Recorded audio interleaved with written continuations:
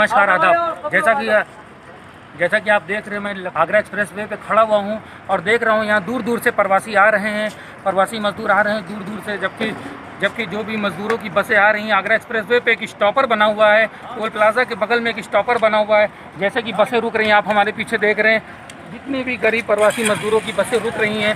ऐसे में समझ लीजिए कि एक वक्त का खाना इंसान के लिए बहुत बड़ी चीज़ है। ऐसे में हमारे कुछ सहनशील आदमी, कुछ सेवा भारतीय क्षेत्रीय नागरिक लोग जो ऐसे हैं, जो इन लोगों की मदद कर रहे हैं, इनकी हर तरीके से सुविधा कर रहे हैं, राहत सामग्री दे रहे हैं ताकि इनको एक वक्त का खाना मिल सके, ताकि अगर हमारे शहर में कोई आए, अगर दूर से भूखा आए लेकिन भूखा जाए ना। इसलिए आगरा एक्सप्रेस वे पे ऐसे कई कैंप लगे हुए हैं, किसी तरीके जो जिससे हो सकता है वो बांट रहा है खाना। आइए भाई से बात करते हैं। जी भाई, क्या नाम है आपका? अपूर्व गुप्ता। तो गुप्ता भैया, ये बताइए, ये किस संस्था से बांटा जा रहा है, किसके सौजन्य से? ये सेवा भारती लखनऊ के द्वारा चल रहा है और हमारा संगठन हिंदू जन सेवा समिति, जिसका मेरा दायित्व है प्रदेश संगठन मंत्री का, उसमें हम लोगों का 51 दिन से अभी यहीं पे चल रहा था।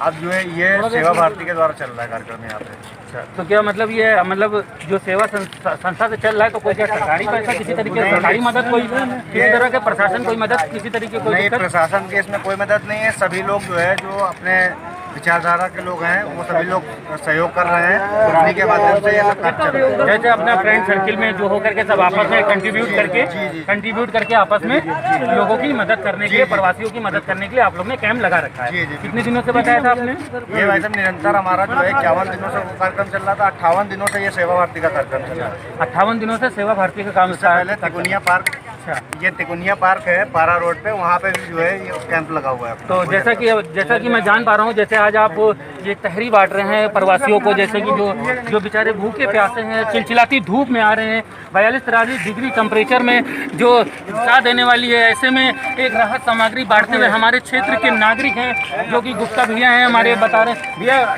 सिर्फ यही बांटते हैं और भी कुछ बांटते हैं? नहीं, इसमें जो है कल जैसे कि था ये सतुआ और पानी, और उसके साथ में तहरी, केला का भी वितरण जो है होता रहता है। अच्छा, मतलब जो हो सकेगा, जो आप लोगों में कंट्रीब्यूट हो जाता है फ्रेंड सर्किलों में, वो आप करके सेवा समिति के अनुसार वो करते हैं। चलिए, जैसा कि आप देख रहे हैं कि हमारे पीछे ये बसें रुकी हुई हैं आगरा एक्सप्रेस वे पे, और इस बसों में जितने भी प्रवासी आ रहे हैं, दूर दूर से आ रहे हैं, अलग अलग राज्यों से आ रहे हैं, कर रहे हैं, ऐसे क्षेत्र के नागरिक हैं जो कि इनके लिए हमारे दिल से देश का सलाम, हमारा सलाम, JPT टाइम्स की टीम का सलाम। जो लोग ऐसे नागरिक हैं जो प्रवासियों की मदद करते हैं, दूर दूर से भूखे प्यासे प्रवासी आते हैं, इनको एक टाइम का खाना नहीं है, किसी के पास पैसा नहीं है, कोई जाने के लिए मजबूर है, सिर्फ सबकी एक ही जिद है और एक ही परेशानी है कि इनको घर जाना, क्योंकि इस कोरोना की महामारी ने हमारे देश को इतना तोड़ दिया है।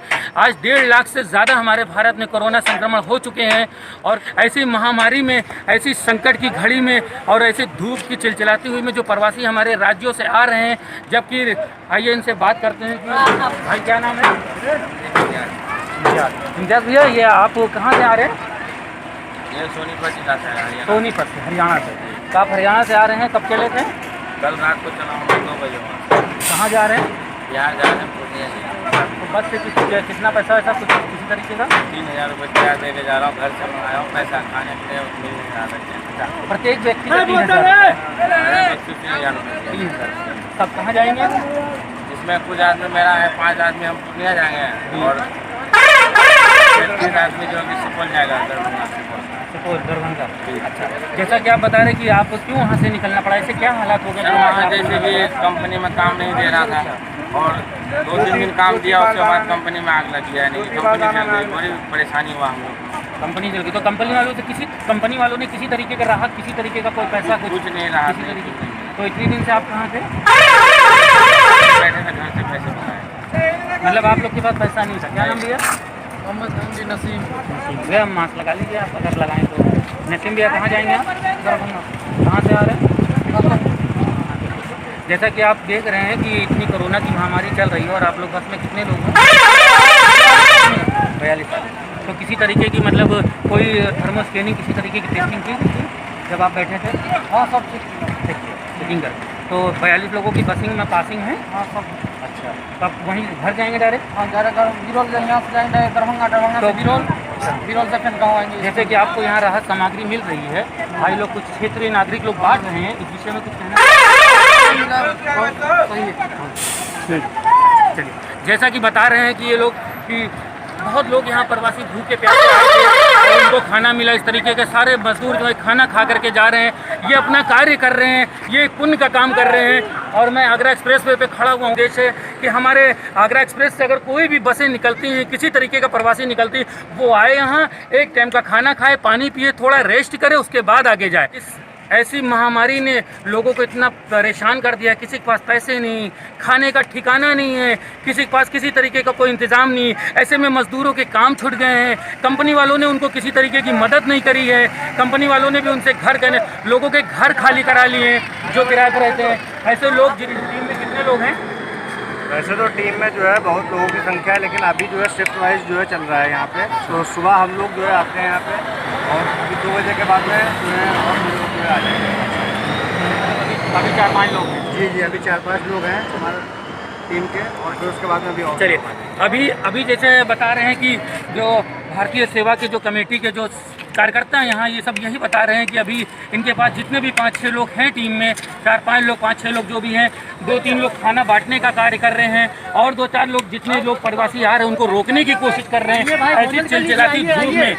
ऐसी चिलचिलाती धूप में लोग मदद करने के लिए धूप में परेशान है कि चलो किसी तरीके से हमारे क्षेत्र में प्रवासी आएँ और एक वक्त का खाना खा करके चले जाएं। ये एक बहुत बड़ा सवाल बनता है।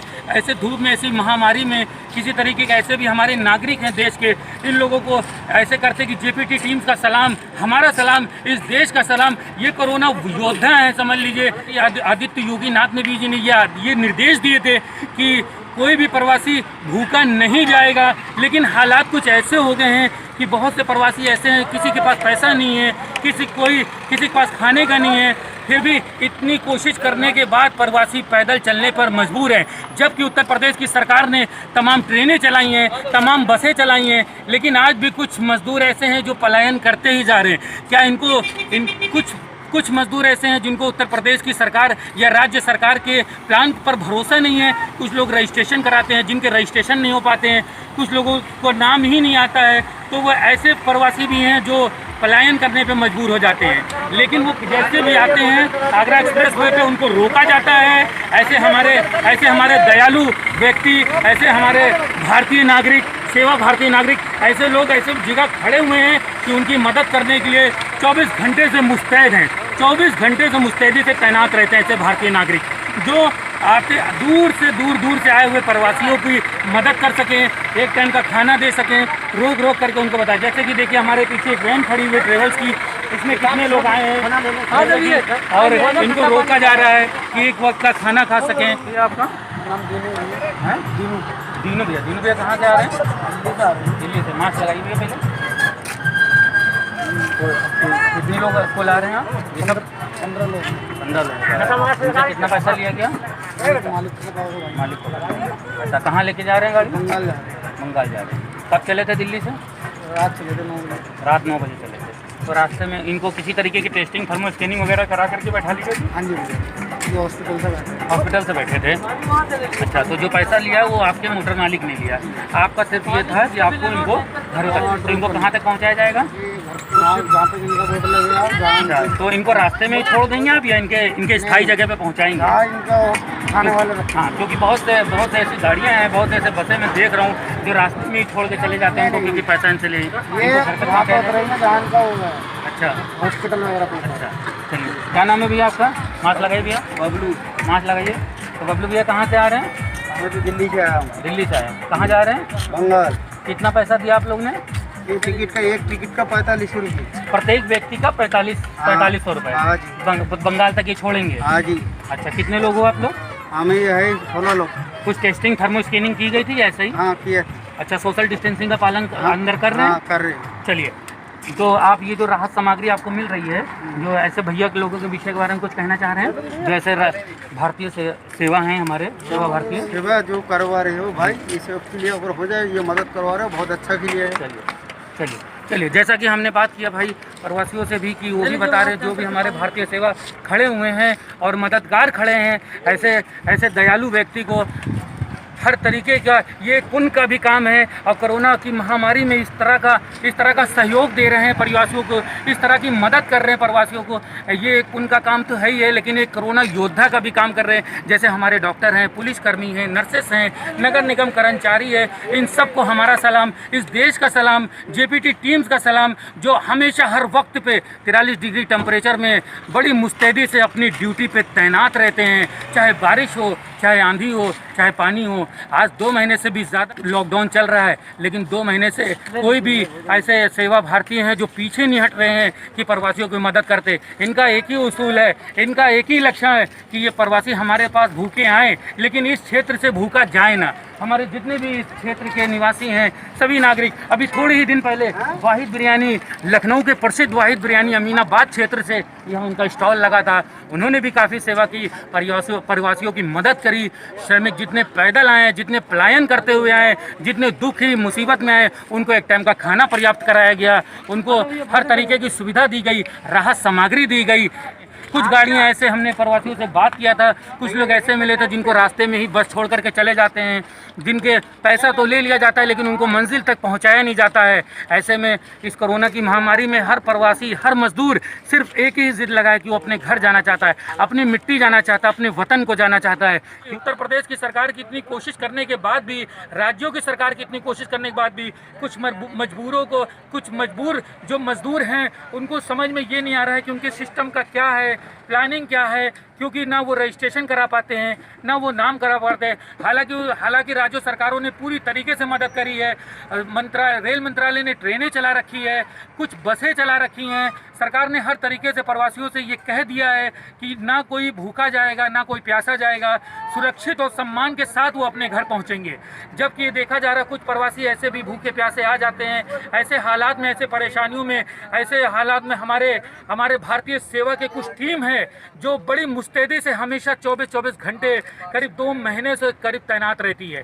जबकि देख रहे आगरा एक्सप्रेसवे पर जैसे भी बसें निकलती हैं, दूर दूर से प्रवासी आ रहे हैं, जितने भी श्रमिक आते हैं, यहाँ एक स्टॉपर बना हुआ है, यहाँ ऐसे भी जितने सेवाकर्मी लोग हैं, जितना भी पुण्य के काम करने वाले लोग हैं, जितने भी हमारे स्वामी विवेकानंद नागरिक मिलन समिति पश्चिम भाग के जो भी कार्यकर्ता हैं, ये हमारे भैया आ चुके हैं जो इनके तमाम स्टॉल लगते हैं। बता रहे हैं हर रोज़ ये बदल करके अन्य चीज़ों का ये वो करते हैं और प्रवासियों को एक टाइम का भोजन कराने की कोशिश करते हैं। ऐसे योद्धाओं को हमारा सलाम, जेपीटी टीम्स का सलाम, इस देश का सलाम।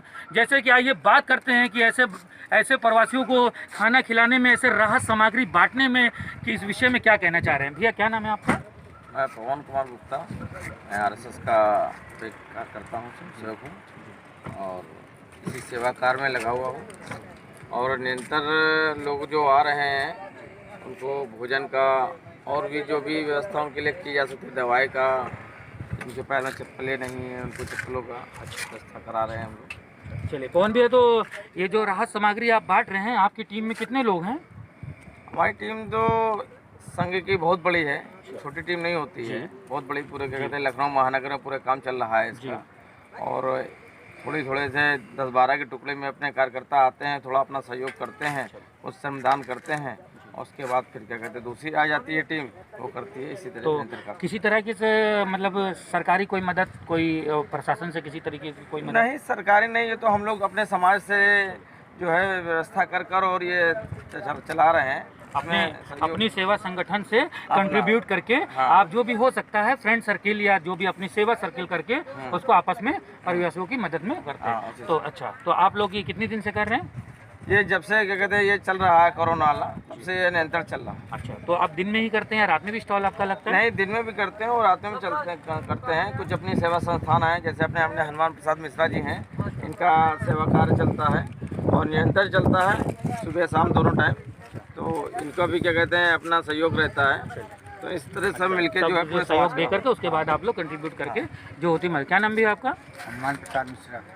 तो मिश्रा भैया ये बताइए कि आप जो कंट्रीब्यूट करते हैं, जो आप लोग तो ये स्टॉल लगा रखे हैं, तो एक ही जगह लगा कि अलग अन्य जगहों पे भी कुछ? स्टॉल हमारा यहाँ पर लगा है, पहाड़ा पे, तिकोनिया पे स्टॉल लगा हुआ है।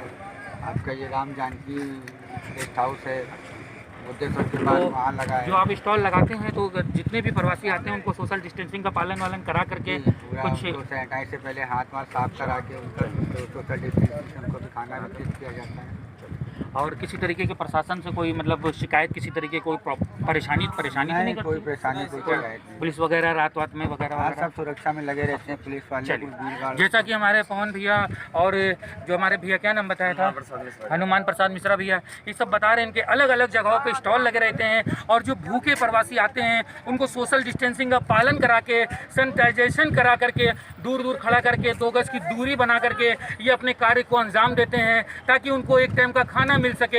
हालात के जितने भी प्रवासी हैं, कुछ लोगों के पास पैसा नहीं है, कुछ बेबस हैं, कुछ मजबूर हैं। ऐसे टाइम पे एक टाइम का खाना देने वाला उनके लिए खुदा से कम नहीं है, उनके लिए भगवान से कम नहीं है। ये किसी एक जाति को देख करके या किसी उसी तरह के ये तो जो भी आ रहा है उसको कोई हम लोग चलिए, जैसा कि बता रहे हैं कि किसी जाति को नहीं देखते हैं, किसी का नाम नहीं पूछते हैं। जितने भी मजबूर हैं, जितने भी गरीब, जितने भी बेबस हैं, ये किसी की जाति धर्म से कोई मतलब नहीं, चाहे वो हिंदू हो, चाहे मुस्लिम हो, चाहे सिख हो, चाहे ईसाई, किसी भी धर्म का हो, इनको धर्म से किसी तरीके का कोई संबंध नहीं है। सिर्फ इनका एक ही काम है, गरीबों को खाना खिलाना, कि एक टाइम का उनके पेट में भोजन पहुंच जाए और वो अपने घरों को जा सके। जैसा कि ये बहुत बड़ा काम है, ये एक बहुत बड़ा सवाल भी उठता है कि उत्तर प्रदेश सरकार ने भी इतनी तमाम कोशिश करने के बाद भी कुछ मजदूरों के पास एक टाइम का खाना नहीं है, कुछ मजदूरों का राहत सामग्री नहीं है। सेवा भारतीय लोग ऐसे भी हैं जो कच्चा राशन का वितरण करते हैं अलग अलग जगहों पे। कुछ आप लोग ने कच्चा राशन का अभी भी चल रहा, हमारे यहाँ बता रहे थे लोग, यहाँ के क्षेत्रीय लोग। हमारे नियंत्रण के कहते अभी कच्चा राशन भी अभी वितरण किया जा रहा है और काफ़ी करीब हम लोगों ने करीब लगभग 2000 परिवारों को हमने अपना राशन दिया भी और अभी भी चल रहा है नियंत्रण। जैसा कि बता रहे हैं कि भैया हमारे कि 2000 परिवार को ये जो है खाद वितरित करा चुके हैं, खाद वितरण करा चुके हैं और जितने भी लोग हैं प्रवासी हैं उनको खाना खिलाते हैं। ये कोरोना योद्धा से कम नहीं है, इनके जज्बे को सलाम, इनके हौसले को सलाम। और ऐसे योद्धाएं हैं जैसे हमारे डॉक्टर हैं, पुलिसकर्मी हैं, नर्सेस हैं, नगर निगम कर्मचारी है। इतने 43 डिग्री टेम्परेचर में अगले धूप में बेचारे जितने भी हमारे कोरोना योद्धा हैं वो मुस्तैदी से तैनात रहते हैं, अपने कार्य को अंजाम देते हैं। लखनऊ आगरा एक्सप्रेसवे से रिपोर्ट लेते हुए कैमरामैन अनुरुद्ध के साथ मोहम्मद अनीस, JPT टाइम्स, लखनऊ।